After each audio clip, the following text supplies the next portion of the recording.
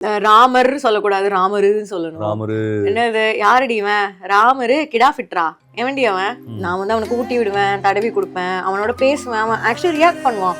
அது ஏன்னு தெரியல, நான் வெரைட்டியா தான் நடிக்கிறேன். அது என்னமோ இந்த டைரக்டர்ஸ்லாம் சேர்ந்து நம்ம இப்படியே ரிலீஸ் பண்ணலாமேன்னு பண்ணாங்களான்னு தெரியல. கிளாமர் அதெல்லாம் விரும்பாத நான் பர்சனல் அந்த பர்சன். ஸோ எனக்கே நான் கொஞ்சம் பிரின்சிபல் வச்சுக்கிட்டேன். ராம்குமார் சார், ராட்சசன் டைரக்டர் வந்து என்ன ஸ்பாட் பண்ணிட்டாரு தியேட்டர்ல. பார்த்துட்டு ஆடிஷன் பண்ணுவாங்களான்னு கேட்டு அப்பா பண்ணுவாங்கன்னு சொல்லி கூட்டிட்டு போய் வந்தது. நான் வந்தாலே வந்து மர்கையா அப்படின்ட்டு வந்து தமிழ். வணக்கம் மாமு அபிராமி. வணக்கம். வணக்கம். How are you? நல்லா இருக்கேன், நீங்க எப்படி இருக்கீங்க? நல்லா இருக்கேன். சூப்பர். அது வர்றதெல்லாம் அப்படிதான் வருதா இல்ல வர்றதுல நீங்களே சில சமயம் சில பேர் அப்படி இருக்கிறாங்க, ஏங்க அது போடுங்க அப்பதான் கொஞ்சம் இன்ட்ரெஸ்டிங்கா இருக்கும்? இல்ல சத்தியமா இல்ல, அது ஏன்னு தெரியல, நான் வெரைட்டியா தான் நடிக்கிறேன்.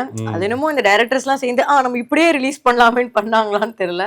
ரிலீஸ் ஆனது எல்லாமே மர்கை ஆகிற மாதிரியே வரிசையா ரிலீஸ் ஆயிடுச்சா. ஆனா அதுதான் வந்து மனசுக்குள்ள ஆழமா போய் நிறுத்தி வச்சிருக்குங்கிறது அது ஃபீல் பண்ணிருக்கீங்களா நீங்க? ஆமா, ஆக்சுவலி அமைஞ்சிருச்சு. ஸோ அதனால கொஞ்சம் சந்தோஷம். பட் அதுவே எப்படி ஆயிடுச்சுன்னா அப்படியே கொஞ்சம் கான்ட்ரடிக்ஷனா, நான் வந்தாலே வந்து மர்கையா அப்படின்ட்டு வந்து தமிழ் சினிமாவில் ஒரு சில கேரக்டர்ஸ் எல்லாம் இருக்கிறாங்க, இவங்க எல்லாம் வந்தாங்கன்னா எப்படியும் செகண்ட் ஹாஃப்லயாவது ஏதாவது ஆகும்னு ஒரு ஹோப்போடவே வந்து பார்ப்பாங்க. ஸோ அதனாலேயே நிறைய நல்ல கதைகள் நான் வந்து பண்ணாம விட்டுட்டேன். ஏன்னா உண்மையிலேயே அந்த கேரக்டர்ஸ் ஆகணும், அப்பதான் அந்த கதைக்கு டெப்த் இருக்கும்னு இருக்கும். அதை நான் ஒரு ஃபன் மெட்டீரியலா எடுத்துக்கூடாது அப்படின்னு சொல்லிட்டு வேணான்னே சொல்லிடுறீங்க நீங்க. ஆமா, ஐ மீன் மனசு கஷ்டமா இருக்கும். ஏன்னா சில கேரக்டர் ரொம்ப நல்லா இருக்கும், பட் அந்த கதைக்கு நம்ம உண்மையா இருக்கணும்னா அந்த சீரியஸ்னஸ் இருந்தா தான் அந்த கதை நல்லா இருக்கும். அதனால இப்ப கேக்குற ஒரு பெரிய டைரக்டர் இப்ப இதே மாதிரி ஒரு இதோட வராரு, பண்ணுவேன்.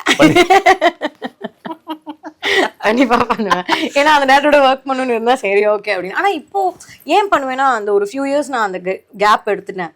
ஸோ இப்போ வரப்போற படங்கள் பொழைச்சு மீண்டு வந்துட்டேன், உயிர் திழந்து வந்துட்டேன். ஆக்சுவலா நீங்க வரும்போது என்ன மைண்ட் செட்ல வந்தீங்க? என்ன மாதிரி ரோல்ஸ், எப்படி எல்லாம் நம்ம பண்ணணும், இதெல்லாம் ஏதாவது ஒரு தாட் ப்ராசஸ் இருக்கும்ல? எனக்கு வந்து ஒரு மாதிரி யூனிவர்ஸ் கான்ஸ்பயர் தான் பண்ணுச்சு. ஏன்னா நான் ஆக்டிங் போகணும்னு நான் சொன்னேன்.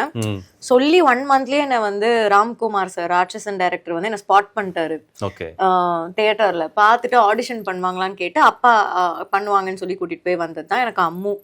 ஸோ அப்படி வரும்போது எவ்ரிதிங் ஹேப்பன்ட் வெரி ஃபாஸ்ட். அதனால அந்த மாதிரிலாம் எதுவும் யோசிக்கல. நல்லா பண்ணா சரி, இன்னைக்கு நாளை நம்ம தாண்டிட்டா சரி, அப்படிதான் இருந்தது. பட் பண்ண எனக்குள்ளேயே நான் ரொம்ப கொஞ்சம் ஐ ஒன்ட் சே கன்சர்வேட்டிவ் சொல்ல விரும்பல, பட் எனக்கு கொஞ்சம் நான் கிளாமர் அதெல்லாம் விரும்பாத நான் பர்சனல் அந்த மாதிரி பர்சன். ஸோ எனக்கே நான் கொஞ்சம் பிரின்சிபல் வச்சுக்கிட்டேன், கிளாமரா பண்ணக்கூடாது, அதுக்குள்ள என்னென்ன நல்ல கதைகள் வருதோ பண்ண விரும்பாததா இல்ல பார்க்கவே விரும்பாத? ஏன்னா படங்கள், அந்த காலத்து படங்கள்லாம் கண்டிப்பா பார்த்திருப்பீங்க. ஆமாமா, அதெல்லாம் பார்க்கும்போது யூ வுட் ஹேவ் செலிப்ரேட்டட் சூப்பரா இருந்தது அப்படின்ட்டு. அது படமா பார்க்கும்போது ஓகே, எனக்கு பர்சனலா வந்து பண்ண வராது. இப்போ வந்து ஆக்சுவலா படங்களே மாறிடுச்சு இல்ல, அந்த மாதிரி படங்கள் எதுவுமே பெருசா இருக்கிறது இல்ல. அது உங்களுக்கு ஒரு பெரிய பிளஸ்ன்னு எடுத்துக்கலாமா? கதைக்கு ரொம்ப முக்கியத்துவம், அதாவது கதைக்குன்னு சொல்லக்கூடாது, ஒரு ஹீரோயினுக்கு ரொம்ப முக்கியத்துவம் கொடுக்கற ஒரு காலகட்டத்துல இருக்கிறோம் அப்படிங்கிற ஒரு இது இருக்கு இல்லையா? ஆமா ஆமா, அந்த விதத்துல நான் ரொம்பவே லக்கி தான். லைக் எனக்குமே வர ஸ்டோரிஸ் எல்லாமே வந்து என்னோட ரோல் ஸ்ட்ராங்கா இருந்தா மட்டும் தான் எடுத்து பண்ணணும்னு நான் சூஸியா இருப்பேன். அதுக்கேற்ற மாதிரி தான் இப்போ நிறைய ரோல்ஸ் வருது. ஸோ இப்போ நம்ம ஜாக்கிக்கு வருவோம். ஜாக்கி அப்படிங்கிற ஒரு படம், அந்த படத்தோட டீமோட நான் பேசிட்டு இருந்தேன். எல்லாரும் அந்த படத்தை வந்து ஜோக்கின்னு தான் சொல்றாங்க. ஏன்னா எல்லாம் பாலக்காடுல இருந்து வந்திருக்காங்க. அந்த படத்தோட டைரக்டர், ஹீரோ, அப்புறம் வில்லன் எல்லாருமே. ஆனா நம்ம மண்ணின் பெருமையை எடுத்து சொல்ற மாதிரி ஒரு கடா ஃபைட்டை வச்சு அந்த போஸ்டர்ஸ் எல்லாம் பார்த்தோன்னே அப்படியே ஷாக் ஆயிட்டேன். ஓ, இங்கேருந்து ஒருத்தர் பண்ணா கூட இந்த அளவுக்கு டீட்டெயிலிங்கா பண்ணிருப்பாங்களா அப்படிங்கிறது தெரியாத அளவுக்கு சூப்பரா பண்ணியிருந்தாங்க. So how was it working with them? ரொம்ப ஹாப்பியா இருந்தது. எனக்கு அதான் நீங்க சொன்ன மாதிரி பாலக்காடுல இருந்து வந்தோம், ஒரு மதுரையோட கல்ச்சர் எடுத்தாங்கிறதே ரொம்ப புதுசா இருந்தது. ஏன்னா யாருமே அதை எதிர்பார்க்க மாட்டோம்ல. பட் அதை எடுத்தது வந்து ரொம்ப உண்மையா பண்ணணுங்கிறதுக்காக அவங்க அந்த 3.5 வருஷம் மதுரையிலேயே தங்கி அதுக்கான ரிசர்ச் எல்லாம் போட்டு அவங்க பண்ணது வந்து எனக்கு ரொம்ப சந்தோஷமா இருந்தது. நான் லேட்டர் ஆனாதான் போய் ஜாயின் ஆனேன். ஏன்னா அவங்களுக்கு தான் ரொம்ப வேலை அதிகம். அண்ட் நான் தமிழ்னால கொஞ்சம் ஈஸியா அடாப்ட் பண்ணிக்க முடிஞ்சுது. பட் அப்பயுமே எனக்கு அந்த மதுரையோட சில வேர்ட்ஸ் எல்லாமே அந்த டப்பிங் பண்ணும் போது மதுரை ஆட்கள் தான் எங்க டீம்ல அசோசியேட்ஸ் ஏடிஸா இருந்தாங்க. அந்த விதம் இருக்குல்ல, ப்ரொனவுன்ஸ் பண்ற விதம் சொல்லி தரும் போது நான் கொஞ்சம் திணறினேன். பட் அதையும் மீறி அந்த டைரக்டர், ஐ மீன் ஹீரோவா இருக்கட்டும் வில்லனா இருக்கட்டும், கத்துக்கிட்டு பண்ண ஒரு விஷயம் வந்து ரொம்பவே அப்ரிஷியேட் பண்ணக்கூடிய ஒரு விஷயம். வாங்க அந்த மதுரை ஸ்லாங்ல கொஞ்சம் ஏதாவது பேசுங்க எங்களுக்கு. என்ன சும்மா ட்ரை பண்ணு. ராமர் சொல்லக்கூடாது, ராமருன்னு சொல்லணும். ராமரு என்னது யாரடி இவன் ராமரு கிடா ஃபிட்ரா எவன்டி அவன் அப்படின்னு என்ன சொல்லணும். லந்தா என்ன லந்தா, என்ன மாப்பிள்ள லந்தா அப்படின்னு. அது ஏன்னா எனக்கு டெலிபரேட்டா மதுரை ஸ்லாங்லாம் வைக்கல, அங்கங்க தேவைங்கிற. நீங்க ஆக்சுவலா சென்னை தானா? நான் பிறந்து வளர்ந்தது எல்லாம் சென்னை. இல்ல சென்னை. அப்பா திருச்சி. ஓகே. சோ சென்னையில எங்க? சென்னையில இப்போ வந்து சொல்லலாம் பிறந்து வளர்ந்தது எங்கன்னு? சாலிகிராமம். ஓகே. அங்கதான் இருந்தோம் பல வருஷம் வந்து. அதுக்கப்புறம் இப்போ வந்து போரூர் சைடு மூவ் ஆயிருக்கும். படத்துல அந்த கெடா அப்படிங்கிறது ரொம்ப முக்கியமான ஒரு விஷயம். சோ கெடாவோட பழகுற சான்ஸ் கிடைச்சதா? கண்டிப்பா இருந்தது. நான் வில்லன் சைடும் வில்லனோட கெடா சைடும் போவே இல்லை படத்துல. ஹீரோ அவரோட கெடா பேர் வந்து காளி. அவனோட பேரே வந்து காளி. அவன் ரொம்ப செல்லக்குட்டி. அட்லீஸ்ட் என்கிட்ட வந்து அவன் ஸ்வீட்டா இருந்தான். என்ன மேபி அவன் சரி இது எதுவும் பண்ண வேண்டாம் அப்படின்னு நினைச்சுக்கிட்டானா என்னன்னு தெரியல. பாவம் பாட்டு ஸ்வீட்டா இருந்தானா இல்ல கண்டுக்கவே இல்லையா? கண்டுக்கிட்டான். நான் வந்து அவனுக்கு ஊட்டி விடுவேன், தடவி கொடுப்பேன், அவனோட பேசுவேன். அவன் ஆக்சுவலி ரியாக்ட் பண்ணுவான். ஃபர்ஸ்ட் 2 நாள் நான் பயந்தேன், ஏன்னா அவன் என் ஹைட்டுக்கு இருப்பான். என்னடா என் ஹைட்டுக்கே ஒரு ஆடு கூப்பிட்டு வந்திருக்கீங்க அப்படின்னு இருந்தது. அதுக்கப்புறம் நான் போயிட்டு டே காளி குட் மார்னிங் அப்படின்னா அப்படி தலையாட்டுவான். அவனுக்கு அது புரியும். அந்த மாதிரி ரொம்ப வந்துட்டியா நோட்ட போறியா என்ன இப்போ அப்படின்னு பார்ப்பான். கியூட். கடா ஃபைட் அப்படிங்கிறது 2 ஆடு அப்படி அந்த கடா வந்து முட்டிக்கிறது தானே. இதெல்லாம் வந்து நான் டிவியில பாத்துருக்கிறேன். அதுக்கே எனக்கு தலைவலிக்கும். நான் டிவியில கூட பார்த்தது இல்ல, நேர்ல டம்முன்னு அடிச்ச உடனே இதயமே வெடிச்சிருச்சு பயத்துல. அவ்வளோ லவுடா இருந்தது. நான் அதை சொன்ன மாதிரி வந்து அது முட்டுனா வந்து டிச்சிக்குன்னு சவுண்ட் வரும். முட்டுனா டிச்சிக்குன்னு சொல்லணும். ரொம்ப எதிர்பார்க்கல. திடீர்னு முட்டணும் டம்முன்னு ஏதோ இடி இடிக்கிற மாதிரி இருக்கும்னு சொல்லி கேள்விப்பட்டேன். ஆனா உண்மையிலே பார்க்கவும் எனக்கு ஒரு மாதிரி கண்ணெல்லாம் கலங்கிடுச்சு பயத்துல. நான் அதான் சொன்னேன் director sir, sir please sir என்ன மட்டும் அப்போ ஓரமா நிக்க வச்சிருங்க சார் அப்படின்னு கேட்டேன். பட் காளிக்கு பிரச்சனை இல்லை, நீங்க வந்து ஆறுதல் சொல்றதுக்கு நீங்க தடவி கொடுத்துருவேன். தலையை தடவி கொடுப்பீங்க.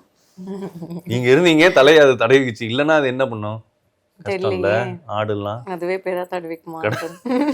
கெடாக்கு எவ்வளவு கஷ்டம். சரி, இப்போ நீங்க படங்கள்லாம் பண்ணிட்டு இருக்கீங்க, அப்படியே தெலுங்குலாம் போயிட்டீங்க. அடுத்து ஹிந்தி அப்படி ஏதாவது பிளான்? போக வேண்டியதான். இங்கே உட்கார்ந்துட்டு என்ன பண்ணிட்டு இருக்கிறது? அப்படிலாம் இல்ல. என்ன இப்படி பண்றீங்க? ஐயோ, எல்லா ஒரு ஆக்டரா எனக்கு எல்லா லாங்குவேஜஸ்லயுமே எல்லா டைப் ஆஃப் கேரக்டர்ஸுமே பண்ணணும், எக்ஸ்ப்ளோர் பண்ணணுங்கிறது வந்து இட்ஸ் a ட்ரீம். சோ நம்ம ஹிந்தியோட நிறுத்தணும், ஹாலிவுட் யோசிப்போம். அதான் அடுத்து ஹாலிவுட், ஸ்பானிஷ், பிரெஞ்சு. நம்ம தமிழ் பொண்ணு போய் ஹாலிவுட்ல ஒன்னு பண்ணணும்ல. நான் மேனிஃபெஸ்ட் பண்றேன். Let's see. அது எப்படி பண்ணுவாங்க? இப்படி கையை எப்படி வச்சுக்கோங்க, இப்படி வச்சு அவ்வளவுதான். கரெக்ட். அது கையை எப்படி வச்சுக்கோங்கன்னு சொன்னா என்ன? அது கையை எப்படி வச்சுக்கோங்கன்னா பயம் வருதா இல்லையா? ஒரு படம் நடிக்கிறோம் அப்படிங்கும்போது ஆரம்பிக்கும் போது நீங்க நினைச்ச மாதிரி ஒரு ஃபீலிங்ல இருக்கும், அது முடியும் போது நீங்க நினைச்ச மாதிரி அந்த ஃபீலிங்ல இருக்குமா? சில படங்கள் ஆமா, சில படங்கள் இல்ல. ஸோ அந்த மாதிரி நேரத்துல அம்மு அபிராமி என்ன நினைப்பாங்க, என்ன ஃபீல் பண்ணுவாங்க? ஃபீல் பண்ணுவேன், ஆனா அதுக்கப்புறமா மறந்துடுவேன். ஆமா, என்னோட கடமையை நான் செஞ்சிருவேன். சி அல்டிமேட்டா டைரக்டரோட கையில இருக்கு. நான் ஒரு கதை கேட்க தான் முடியும், அதை ஸ்கிரிப்ட் படிச்சு சூஸ் பண்ணி செட்டுக்கு போக தான் முடியும். But ultimately I feel director தான் கிரியேட்டர் அண்ட் அதை சுற்றி நடக்கிற விஷயங்கள் எல்லாமே இன்ஃப்ளூயன்ஸ் பண்ணும். அதெல்லாம் ஒரு ஆக்டர் கையிலேயே இல்லை அன்ஃபார்ச்சுனேட்டா. ஸோ கடவுளை வேண்டிட்டு நல்லபடியாக வந்துடணும் அப்படின்னு போக வேண்டிதான். அப்படி இல்லைனாலும் நம்ம படம் இல்லையா, விட்டு கொடுக்க முடியாது. பட் இந்த குறிப்பிட்ட டைம்ல you have worked with versatile directors. எல்லாம் பெரிய பெரிய டைரக்டர்ஸ் கூட ஒர்க் பண்ணும்போது அந்த எக்ஸ்பீரியன்ஸ் எப்படி இருந்தது? ஆக்சுவலா ஒவ்வொரு டைரக்டரோடையும், ஃபார் எக்ஸாம்பிள் ராம்குமார், அவர் வந்து ரொம்ப பெக்யூலியரான ஒரு டைரக்டர். எனக்கு பர்சனலாவே தெரியும் அப்படிங்கிறதுனால நான் சொல்றேன். அவர் என்ன எதிர்பார்ப்பாரு, என்ன நினைப்பாரு அப்படிங்கறது வந்து யோசிச்சுக்கிட்டே இருப்பாரு. ஆமா, கரெக்டா? ஆமா ஆமா ஆமா. அவர் கூட ஒர்க் பண்ண எக்ஸ்பீரியன்ஸ் அண்ட் ஆப்வியஸ்லி வெற்றி சார், இதெல்லாம் எப்படி இருந்தது? ஆக்சுவலா ஒவ்வொருத்தர்கிட்டயும் நீங்க கத்துக்கிட்டது என்ன கத்துக்கிட்டீங்க? ரொம்ப சின்ன வயசுலயே இவங்க எல்லாரோடையுமே எனக்கு எக்ஸ்பீரியன்ஸ் வந்துட்டனால அந்த டைம்ல இப்போ மேபி இப்போ இருக்கிற அபி மேபி அவங்களெல்லாம் மீட் பண்ணி போய் கத்துக்கிட்டேன்னா இன்னும் கான்சியஸா ஏதாவது லேர்ன் பண்ணணும்னு நினைச்சிருப்பேன். பட் அந்த டைம்ல எனக்கு எல்லாமே ரொம்ப எக்ஸ்பீரியன்ஸா இருந்தது. பயப்படுவேன், நான் வெற்றி சார்லாம் பார்த்தா பயப்படுவேன். விளையாட்டுத்தனம் இருந்ததா? விளையாட்டுத்தனம் இருந்தது. ராட்சசன்ல இருந்தது. ராட்சசன்ல ராம்குமார் சார் சொன்னதே வந்து எனக்கு நீயே பண்ணு, நீதான் அம்மு, உன் பேர் மட்டும் மாத்திருக்கேன், நீ என்ன பண்ணுவியோ அதை பண்ணு, அப்படிதான் என்ன வந்து பண்ண வச்சாங்க. ஸோ அந்த மாதிரி தான் எனக்கு அம்மு அமைஞ்சுது. பட் அசுரன் அதெல்லாம் நான் செம்ம பயத்துல இருந்தேன். வந்து குனிஞ்சதிலே நிமிர மாட்டேன், புக் படிச்சுனே இருப்பேன், அந்த மாதிரி இருக்கும். பயம். வெற்றி சார் பார்த்தாலே எனக்கு இப்போ வரைக்குமே பயம். மோர் ஆஃப் ரெஸ்பெக்ட்டுங்கிறது எனக்கு வளர போதான் அது தெரிஞ்சது. ஓ, இது பயம் கறந்த மரியாதை தான் அப்படின்ட்டு. பட் நிறைய கத்துக்கிட்டேன் அவங்களோட ஹார்ட் ஒர்க். இப்போ வெற்றி சார் உடம்பு சரியாதப்போ எடிட் சூட்ல வந்து பெட் போட்டு படுத்துக்கிட்டே எடிட் பண்ணாரு. அதெல்லாம் அவங்க இருக்கிற அந்த ஸ்டேஜருக்கு வந்து அவங்க நினைச்சாங்கன்னா எனக்கு ஒரு 2 நாள் பிரேக் வேணும், நான் பண்ணிக்கிறேன் அப்படின்னு அவங்க கால் எடுக்கலாம். பட் அவங்க அதை பண்ணாம கிராஃப்டை வந்து அவங்க லவ் பண்ற விதம் இருக்குல்ல, தட் இஸ் ரியலி கமெண்டபிள்.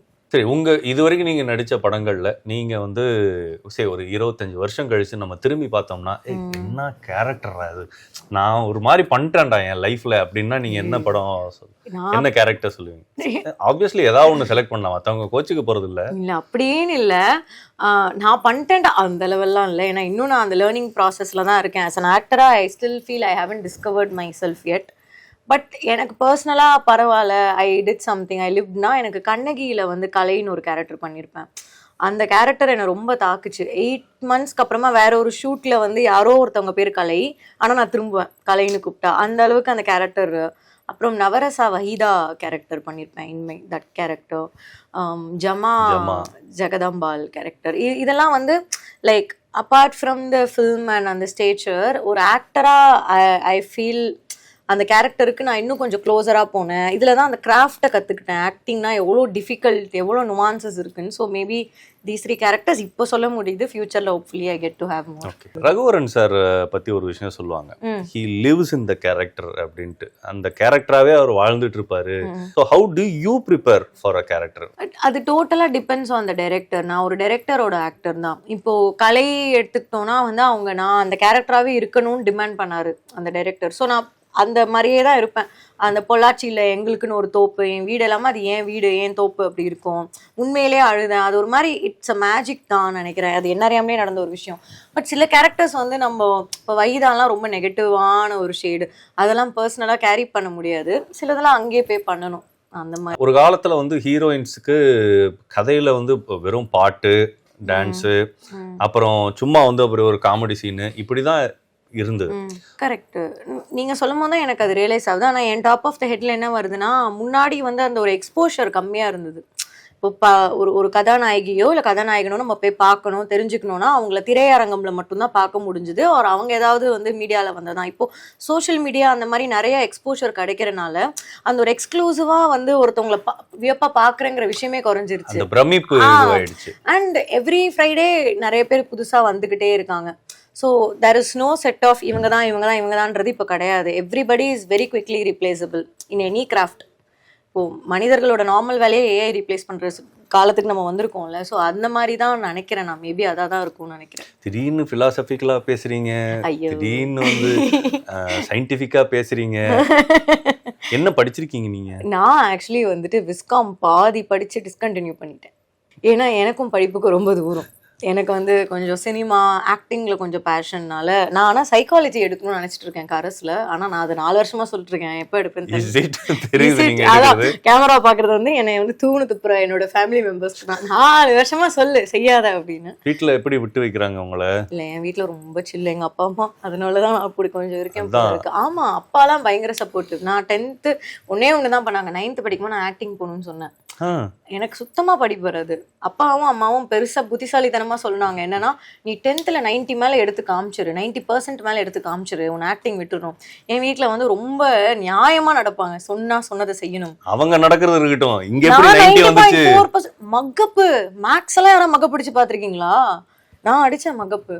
ஐயோ ட்ராமடைசிங் ஜி. அதெல்லாம் எந்த அளவுக்கு நான் சைக்கோ ஆயிட்டேன்னா, எனக்கு ஆக்டிங் வரணும்னு முடிவு பண்ணிட்டேன். இந்த 1 வருஷம் மட்டும் படிச்சிரபி, அதுக்கப்புறம் படிப்பு முக்கியம், நல்லா படிங்க. நான் அதை வந்து சம்டைம்ஸ் யோசிப்பேன். இப்போ நான் ரிக்ரெட் பண்ணுறேன், கொஞ்சம் படிச்சிருக்கலாமோ அப்படின்ட்டு.